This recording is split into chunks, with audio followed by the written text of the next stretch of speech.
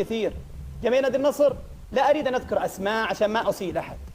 يعرفون لما قرب شخص طلعوه فوق وقال جانا فلان، راح الشخص ذا جاء شخص ثاني قالوا والله هذا وطلعوه فوق وقال جانا. مستعجلين يا ناس، لا ترفعون إلا من جاب لكم بطولات طلعكم منصات. صحيح. بكل أمانة أنت جمهور كبير وكيان ولك تاريخك، لا يمكن إحنا فريق ياخذ بطولة وإحنا نبغى المركز الرابع عشان نتأهل.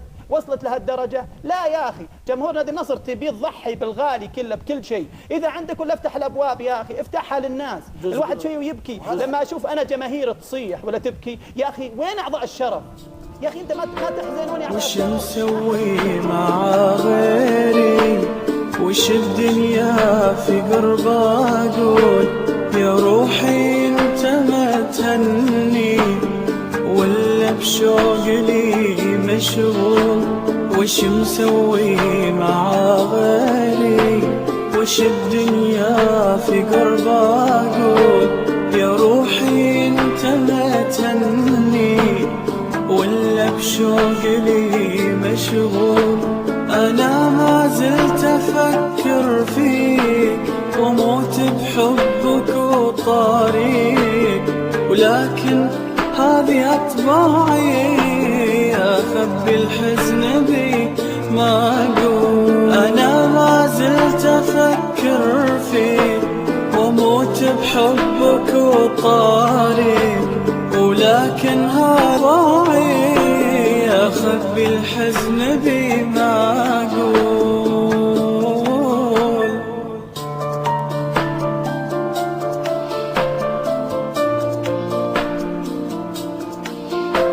رجعت أسأل غصب عني، جبرني الشوق واعذرني، أنا ما أقدر على قلبي، عجزت ألقى الوفاء حلول.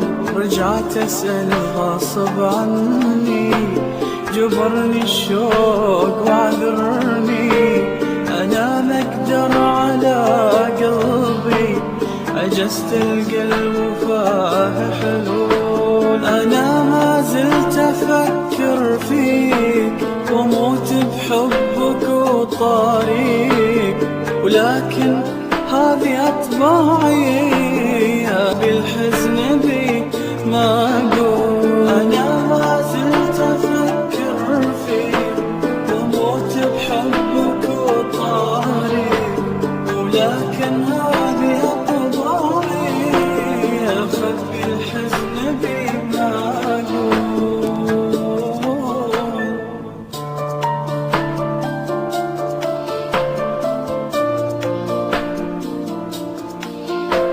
أمانا جيت في بالك تطمن قلبي عن حالك، على الذكرى أنا عايش كيف أنساك مو معقول. أمانا جيت في بالك تطمن قلبي عن حالك، على الذكرى أنا عايش كيف أنساك مو معقول. أنا ما زلت أفكر فيك وموت بحبك وطريق، ولكن هذه أطباعي أخبي الحزن بي ما أقول. أنا ما زلت أفكر فيك وموت بحبك وطريق، ولكن هذه أطباعي أخبي الحزن بي ما أقول.